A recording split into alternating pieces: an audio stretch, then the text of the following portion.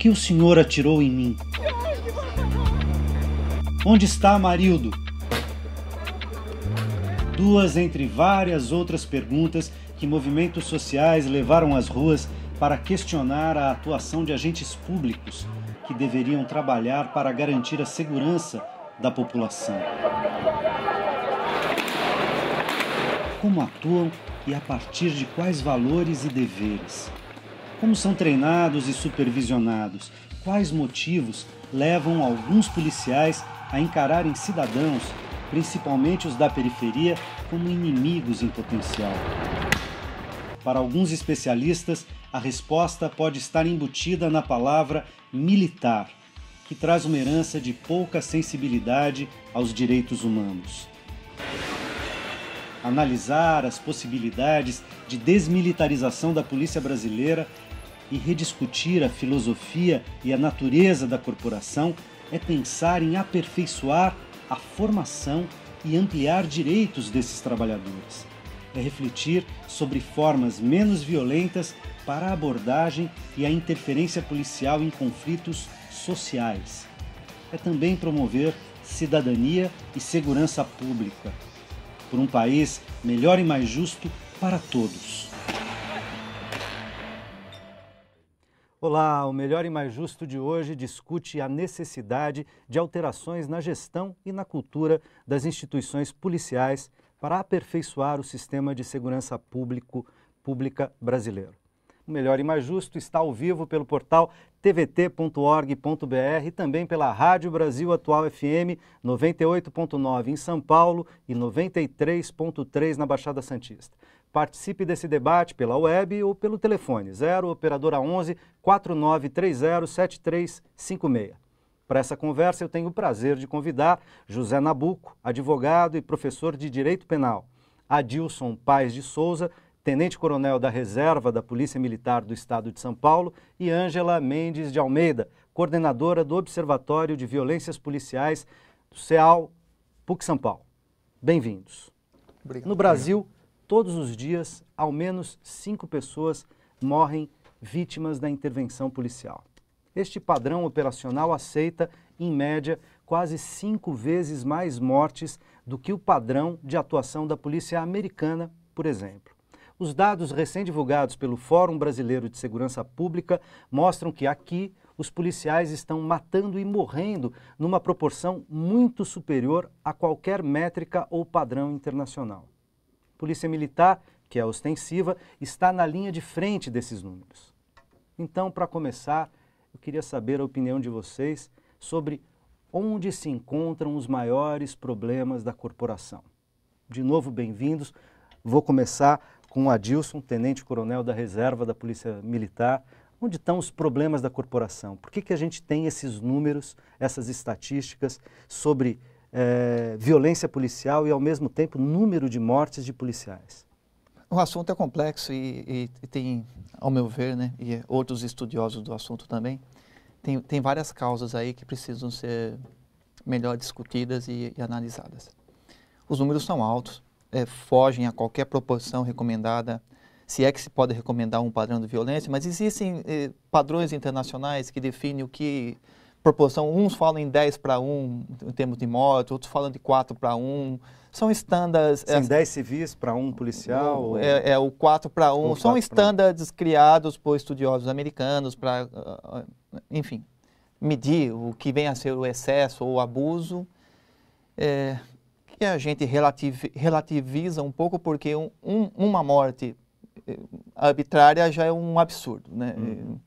Mas são padrões, e mesmo sobre esses padrões, nós temos nas polícias brasileiras um número elevado, como você bem frisou, o último relatório do Fórum Brasileiro de Segurança Pública. Eu estudei na minha dissertação de mestrado e tenho um livro. Por favor, nos mostre, você está acabando de lançar o livro, né, o Adilson? Ele foi lançado dia 11 pela Escrituras Editora. O Guardião da Cidade, ele está nas livrarias e está também num site de venda. Enfim, o ensino de direitos humanos na corporação, eu fiz uma análise crítica no mestrado do ensino de direitos humanos, da disciplina de direitos humanos no curso de formação de oficiais. Constatei comparando com documentos que são padrões internacionais na temática de direitos humanos e padrões e são referências nacionais, Declaração Universal dos Direitos Humanos, a Convenção de Viena, popularmente chamada de Convenção de Viena, que é a Declaração e o Programa de Ação de Viena, o Programa Nacional de Direitos Humanos, terceira versão, Programa Estadual de Direitos Humanos do Estado de São Paulo, que é um documento muito bom, embora careça ser implantado na sua totalidade. Constituição Federal, Lei de Diretrizes e Bases de Educação Nacional, e verifiquei lá os temas que constam nesses documentos que são de suma importância para o entendimento de direitos humanos e comparei com os temas relacionados nos currículos de direitos humanos do curso de formação de oficiais. E há um descompasso. Muitos temas relevantes não constam desses currículos. A carga horária é baixa. Na época, vigiam 2 currículos. Para uma carga horária total de 6.100 horas-aulas, apenas 90 horas-aulas de direitos humanos. Na época, temas primordiais para entender a sociedade brasileira e para saber lidar com a realidade tal qual ela é, não eram abordados nessas disciplinas, como a violência policial, a questão do preconceito. Quando falava em tortura, falava da lei da tortura, é pouco. Falar da lei é pouco. Eu acho que tem que entender o mecanismo que faz que uma pessoa reduza a outra objeto a ponto de fazer o que faz com ela. Ângela, queria colocá-la na conversa, bem-vindo de novo, obrigado pela presença, do Observatório de Violências Policiais. Como que vocês analisam os problemas, os principais problemas da corporação ou das corporações policiais no Brasil e aqui no estado de São Paulo? Eu, em primeiro lugar, gostaria de acrescentar um elemento na minha apresentação, que é de fundamental importância para a perspectiva que nós, como militantes de direitos humanos, na área da violência hoje e na área da violência do tempo da ditadura militar, enfocam esse problema hoje, né? Porque eu sou da Associação de Familiares de Mortos e Desaparecidos Políticos, eu sou familiar, ex-esposa de um morto no DOI-CODE sobre tortura, Luiz Eduardo Merlino. Então, evidentemente, eu vou fazer aqui um sumário, né? Em primeiro lugar, a polícia militar, do nosso ponto de vista, é uma verdadeira excrescência. Não é à toa que a ONU, os direitos humanos da ONU, pediram a supressão da polícia militar.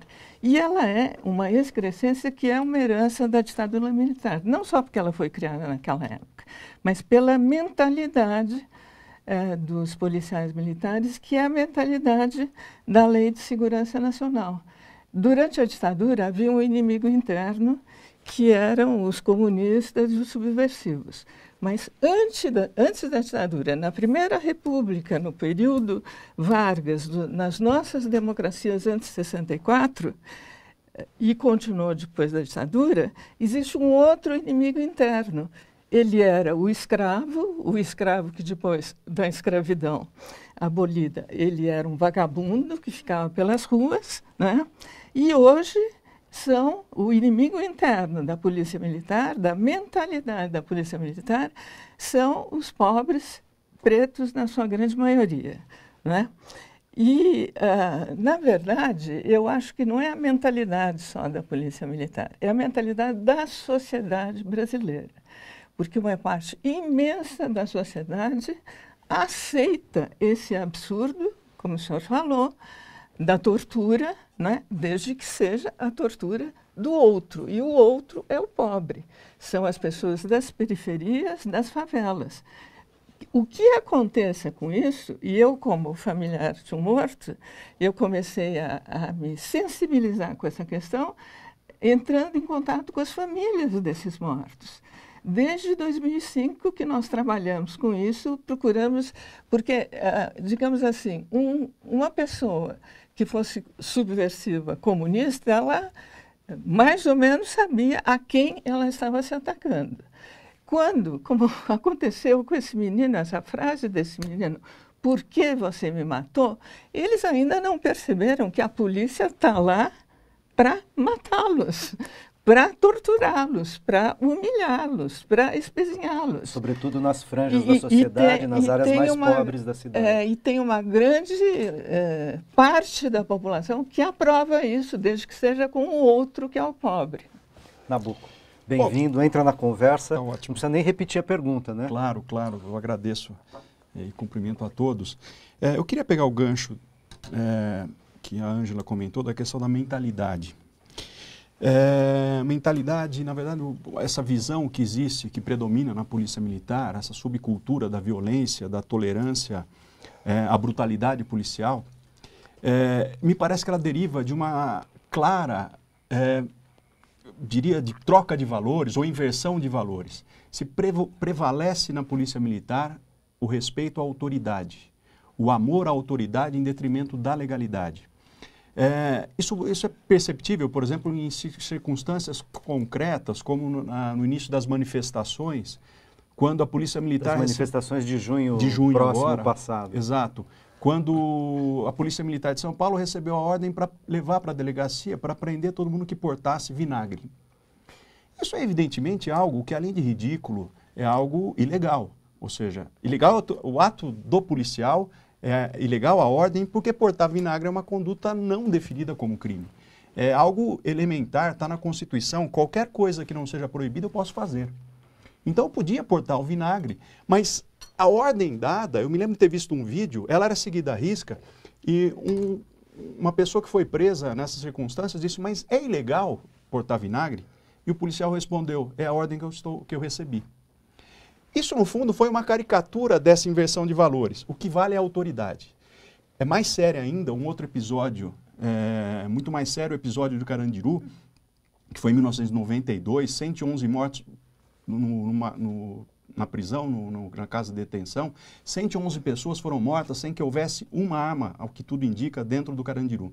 Não havia a menor necessidade de uma invasão naqueles padrões. Ou seja, havia uma rebelião interna no Carandiru, para quem não sabe, isso. E a polícia foi chamada a intervir, tá certo? Exato. E nessa intervenção houve uma chacina, onde 111 presos rebelados ali foram mortos pela polícia. Foram mortos. Não havia nenhuma situação, por exemplo, de legítima defesa de terceiro. Não havia nenhuma pessoa, nenhum refém. Mas é sempre comum um argumento, isso se percebe em conversas na rede social, de quem se vê naquela situação de ter praticado o ato, e a defesa que se usa qual é? Eu estava cumprindo ordem. Ora, mas essa ordem, e aí existe um conflito dramático para quem está na ponta, porque o direito estabelece que uma ordem que é ilegal não deve ser cumprida. Mas eles são doutrinados de que eles devem cumprir a ordem. E daí eles se veem numa situação de cumprir uma ordem ilegal e depois responder penalmente por isso. Então me parece evidente que não há a menor razão lógica, o menor sentido em termos uma instituição de segurança pública que seja militar. Não há necessidade, não há razão para isso, e a condição de militar da polícia, ela leva a uma série de abusos, a uma série de tradição, de subcultura da violência, que é inaceitável num Estado democrático de direito. Como você vê, Adilson, a desmilitarização? Eu concordo com a posição da Ângela e do José Nabuco. Eu creio que existe uma herança assim. Isso nunca me foi ensinado nos bancos escolares da polícia, eu quero deixar bem claro isso aí. Mas estudando, e estudiosos do tema falam isso com muita percussiência, dessa sobrevivência da doutrina de segurança nacional, mesmo após o dito processo de redemocratização do país com a Constituição Cidadã. Há críticas severas à Constituição Cidadã, a maneira como ela foi instituída. Um Congresso eleito para ser Congresso se autodenominou Congresso Constituinte. Então permitiu que quem estava lá atrás fizesse a Constituição que existe hoje. Existem avanços inegáveis, existem ganhos sociais, mas existem aspectos do passado que não deveriam constar nessa Constituição e constam. A questão da segurança pública, tal qual o recorte que nós temos hoje, é um desses. E por ocasião da celebração dos 25 anos da Constituição, isso foi muito falado e muito comentado. Me parece que o inimigo mudou de feição, como a senhora colocou apropriadamente.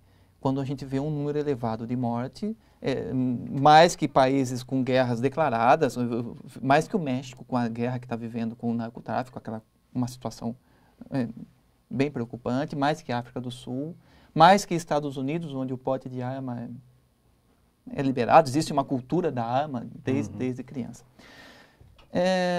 Existe uma errônea percepção do que vem a ser a autoridade. A Hannah Arendt já falava disso na década de 60. Com a perda da tradição, perdeu-se a correta definição do que vem a ser a autoridade e de outros termos vitais. E isso corrobora, auxilia no entendimento de autoridade com truculência, com violência, com arbitrariedade.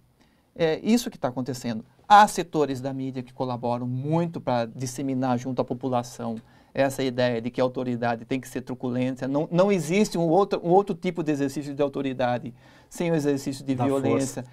Não é força, violência.